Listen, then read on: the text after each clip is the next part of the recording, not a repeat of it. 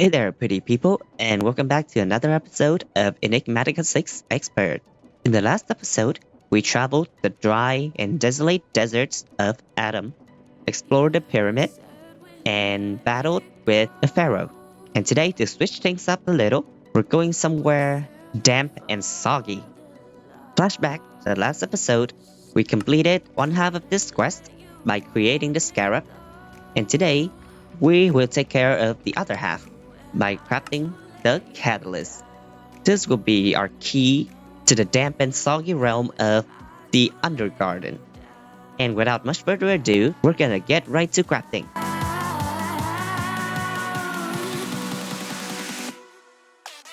And we've got it. And this quest is complete. Now to properly progress in this mod, I've consulted the CurseForge page in advance, and it told me there is a whole advancement system that is designed to guide you through this realm. So first we're gonna enter the dimension, and then we're just gonna do this. Also, aside from these advancements, I also read that there is a new structure. So yeah, that's probably where we're headed today. Also in this dimension, there are a few types of special resources that we're gonna need to look for. And since they're all ores, we're gonna need the help of the trusty scanner. Now last episode, I crafted this module, and it will come in handy when we're in the Undergarden. And I also crafted a new module for the common ores because we're gonna need both of these. So let me switch it up. Now this portal is also very easy to make. We're just gonna need to get some stone bricks. Now we'll find a nice spot for this portal. I'd say somewhere around here. And there we have the frame. It's very unorthodox, but it works. Overall, you're just gonna need a rectangular portal frame like how you would build a nether portal, and then you right with the catalyst. Boom! The portal is ready. Now before we go, let me just take a nice little nap. And let's go. And already we're spawned underground. What the hell? Okay, so this is not entirely a bad thing because as I mentioned, we're gonna need to mine for some resources like, ooh.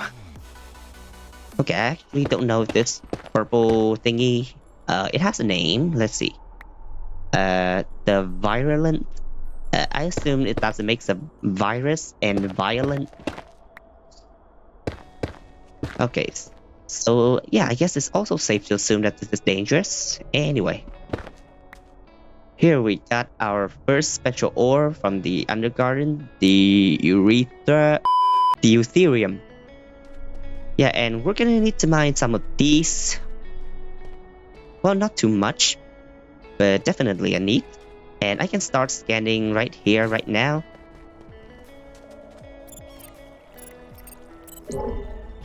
And yeah, the position of all these special ores will be revealed. And of course, some more mundane ones like coal. Okay, let me take a look around here, and we'll mine some of these resources as we go. Ooh, okay. There are mobs here, and they're not very friendly. Or maybe just that one. Anyway, it is getting pretty dark because we're in the cave. Whoops. Alright, let me... Okay, mark the portal, almost forgot. Make it bright, and let's go again.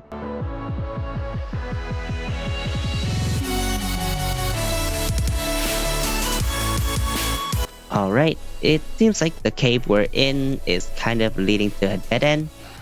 So I think the better course of action here would be to brute force our way up. And yeah, let's see if there's anything awaiting us on this so-called surface. According to the lore, this is actually even deeper than the nether, so I wouldn't call it surface, but you know, it's just technicality. And we're in the middle of an ocean with floating islands and violent fish. That's not polite. Where are your manners? Ooh, that's a blobfish. Oh, poor little creatures. Okay, so I guess we're marking that as our entrance. Ouch. Can you please stop doing that? Thank you. Alright, I'm just gonna mark this our entrance with a question mark because it's very questionable. Alright, and let's see what we have up here. Ooh, floating islands, let's go. So one thing I find interesting is that this sort of rain formation is very similar to the Nether, yet it gives off a completely different vibe. Like, I don't know, it's not exactly ethereal. It's just as creepy, but it's like greener, I guess, and wetter because of all the water. Also, we have a dude here who can trade some stuff for some other stuff. Yeah, there is an advancement that, yeah, this one. Yeah, we can complete this one or not. There's not really like any obligations. And yeah, to be fair, there isn't too much to do in this dimension other than mining and gathering for resources. But as I said, there is a structure awaiting us, and it's called, I assume, the Catacombs. And we will be traveling to find them. And of course, there's also this, basically an advancement for traveling every biome. And yeah, all in all, seems pretty interesting. Not entirely exciting, but interesting nonetheless. And of course, we'll also gather funny stuff we find along the way, like this gloom gourd. Basically a purple pumpkin. Very funny looking. Yeah, as you can see, there is a shit ton of water. And also there's this little grass that I don't think we can harvest. There's also these driftwoods. There really isn't much of a use for these. Ooh, well, there actually is. I'll just harvest some. And there we have it. We've killed every variant of the rot spawn. And they dropped their etheric shards, which can be used for many things. I see a new biome with a lot of that purple diarrhea. Let me just try scanning here and see what we find. Nothing, just coal and another kind of special ore. That doesn't seem to be in a convenient position, so I don't know. Yeah, it doesn't seem ideal, but let's just get to it. And there we have our first batch of clogram. Not gonna lie, sometimes I feel like having the scanner modules feels like using an X-ray mod. But you know, it's just quality of life. And besides, if we weren't supposed to use it, then why did the developers include it in the pack? Yeah. And we're entering a new dimension with the purple diarrhea. Let me see if that does any. It does. It does. It gives me poison, which I can very easily dispel. And in the distance, I see an. Is that a biome? Yeah, I think that's just a floating island. And here we are in the icy region.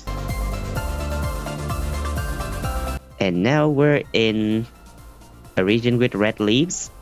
Oh god, I love this spell so much because I can travel so freely, like with no fear of, you know, taking fall damage or anything. And I can travel so far at once too. And on the ceiling of this, we can see that there are quite a lot of resources. Let's see if I can scan all the way up there. And I cannot. Yeah, the range is quite limited, so let's just do this the hard way. And let's scan. And yeah, it's just diamond, iron, and gold. Nothing special. I'm pretty sure all the special ores spawn like down low, so there's nothing really of interest for us way up here. So let's keep going. And here's another new biome. This one seems pretty fungal. And there are legs of this purple thingy. Yep, this mushroom stalks. Ooh, welcome back. Something happened and I pressed pause recording, but then I forgot to press resume. So as a result, I think about 15 or 20 minutes worth of footage was, basically gone. But rest assured that everything was pretty much the same. Like, there's nothing really special other than me exploring the catacombs, investigating every corner and twists and turns, and looting the chests. There are a lot of stuff to look forward to, though. Like, the loot is actually very good. And yeah, even though it's just the same old thing, all of these will be very useful, especially in high quantities. So yeah, it's good loot. Just that the process of like acquiring it, like, it's not very interesting or special. So yeah, I actually don't feel bad for missing out on all that footage. If anything, now that I actually remembered to continue recording, it's probably gonna be another very long time lapse. So yeah, enjoy.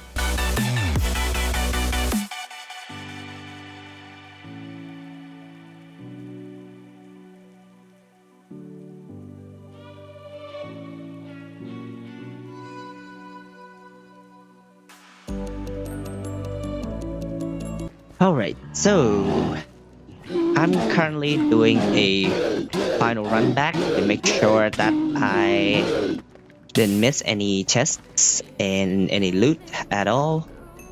Just running back to make sure, and it would appear that I did not miss anything. So we're gonna go this way. I've already marked it with torches. Now, of course, the time lapse was really long because of all the twists and turns I had to take while exploring this place, just to show you how big it is. And if you thought that you've seen the end of it, oh, you cannot be further from the truth. Because at the end of this pathway lit up by torches, there lies a freaking staircase. Yeah. This place has a second floor, and I don't think any of us was ready to see it coming. But here it is. And on the other side of this staircase, there seems to be even more things to explore. But I sure hope it is just a dead end. Okay, and with this, I think we're ready. So let's go. Let's hope there isn't too much stuff up here. And there isn't. Turns out this is just, this is the proper, this is the proper entrance after all. So hooray, we have completely raided and looted the catacombs. Let's get out of here. And okay, so this is the entrance, and yeah, we were supposed to enter from here, make our way down, and go to all that labyrinth down there. And yeah, looks like we've done just that. It's reversed. Okay, so let's take another look at all the loot we've gathered. As you can see, there are a lot of spawners that I broke with Silk Touch. I don't think all of this is necessary to keep. But other than that, there are also a lot of magic related loot, which are gonna be huge in the future. Yeah, the takeaway is that if you decide to play this pack and go into the Undergarden, please do check out these catacombs. They're very, very complicated, don't get me wrong, but the loot you're gonna get is, I think, gonna be very worth it. Also, I took all these tools because they have affixes. If you remember affixes, well, they're basically special enchantment traits, and these will be useful when I extract all these affixes and yeah, just put them on better tools.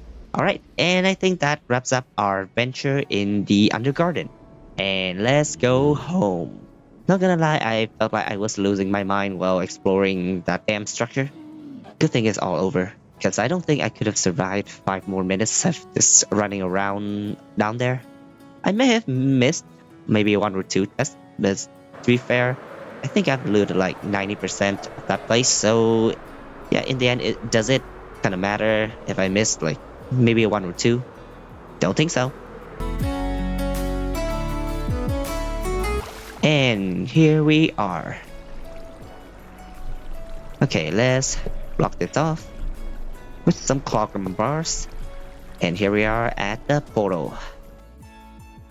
And you know what we gotta do every time we return from an adventure? That's right, it's organizing time. I'm gonna see you all after I've organized all my loot. In 3, 2, 1. And I'm back. And yeah, I hope you're prepared to see the absolute enormous quantities of items we have in these chests. Let's go. Look at that. We have all of these strange magical items. Some unfamiliar, some we've seen all too many times. And then up here as well. Yeah, well, to be fair, it is mostly space consuming due to the unstackable items like armor and weapons and spawners. But still, this is huge.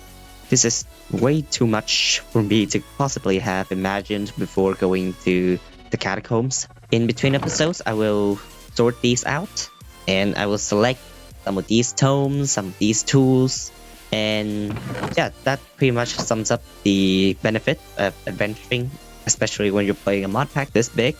I can never stress it enough, but you really should go adventuring. And with that, episode 16 comes to an end.